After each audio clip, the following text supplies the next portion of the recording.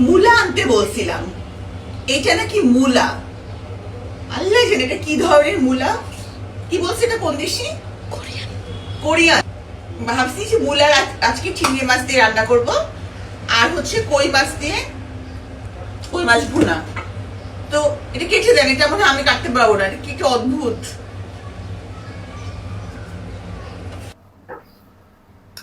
আচ্ছা, এই যে কি সাইজের কই মাছ এটা আনলো, এটা একটা সাইজ হইলো। আনছি দেখেন তো এটা কি, এতটুক এতটুক কেন? এটা দেশি কই মাছ দেখে লেগে সাইজ ছোট, দেশি কই মাছ আরো বড় হয়, এগুলো অনেক ছোট ছোট। এটাকে ভেজে যখন আমি দো পেঁয়াজা করবো কিছু থাকবে, এটা কেমনে আমি রান্না করব বুঝলাম না। আন্টি না কাটা হয়ে গেছে না? জি। খেয়ে দেখি আগে। কোরিয়ান মূলা। বিসমিল্লাহ।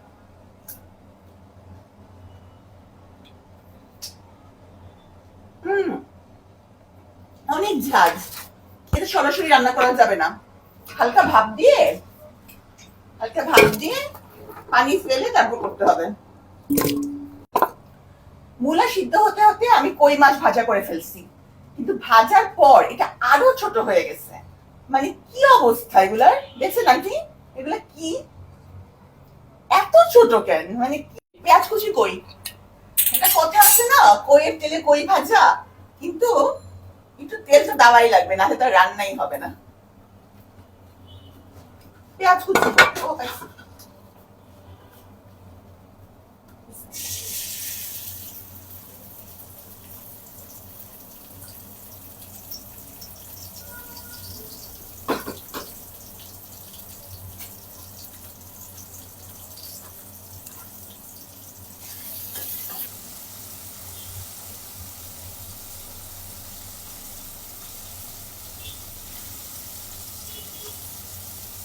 মাছগুলো অদৃশ্য হয়ে যাবে আমার মনে হচ্ছে। মূলাটা এখন আমি ভাত দেওয়া শেষ, এখন আমি পানিটা খালি ঝরিয়ে নেবো।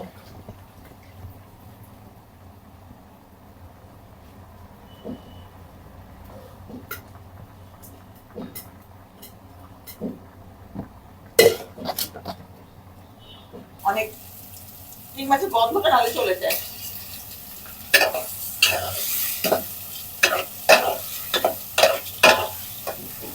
জালটা এরকম অবস্থা কেন?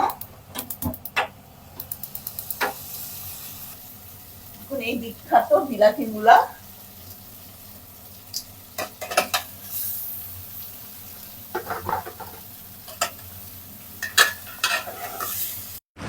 শেষ পর্যন্ত দুইটা বেস সাইজের জিনিস দিয়ে রান্না, কিন্তু দেখতে খুবই সুন্দর হয়েছে। আমার মনে হয় খেতেও সুস্বাদু হবে। ভাবছি যে মূলার আজকে চিংড়ি মাছ দিয়ে রান্না করব, আর হচ্ছে কই মাছ দিয়ে কই মাছ ভুনা। তো এটা কেটে দেন, এটা মনে হয় আমি কাটতে পারবো না, কি কি অদ্ভুত।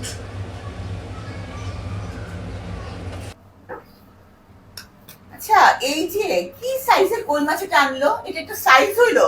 আনছি দেখেন তো এটা কি, এতটুক এতটুক কেন? এটা দেশি কই মাছ দেখে লেগে সাইজ ছোট, দেশি কই মাছ আরো বড় হয়, এগুলো অনেক ছোট ছোট। এটাকে ভেজে যখন আমি দো পেঁয়াজা করবো কিছু থাকবে, এটা কেমনে আমি রান্না করব বুঝলাম না। আন্টি না কাটা হয়ে গেছে না? জি। খেয়ে দেখি আগে। কোরিয়ান মূলা। বিসমিল্লাহ।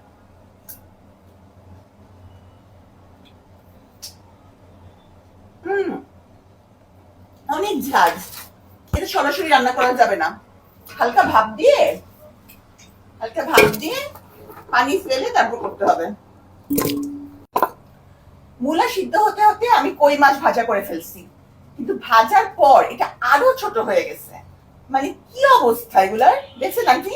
এগুলা কি এত ছোট কেন? মানে পেঁয়াজ কুচি কই, এটা কথা আছে না, কইয়ের তেলে কই ভাজা, কিন্তু একটু তেল তো দেওয়াই লাগবে, না হলে রান্নাই হবে না। পেঁয়াজ কুচি ও পাইছি।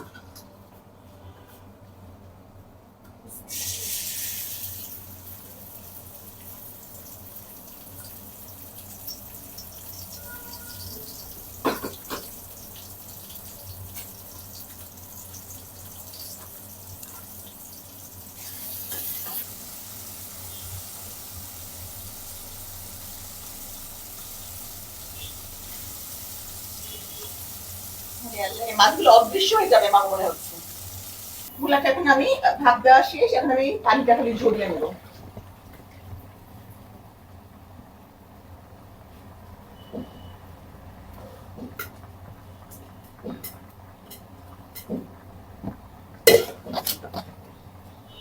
অনেক চিং মাছের গন্ধটা নালে চলে যায়।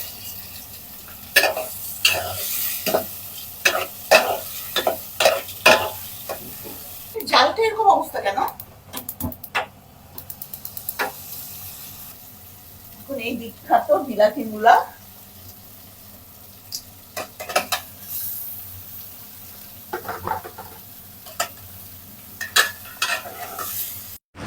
শেষ পর্যন্ত দুইটা বেস সাইজের জিনিস দিয়ে রান্না, কিন্তু দেখতে খুবই সুন্দর হয়েছে।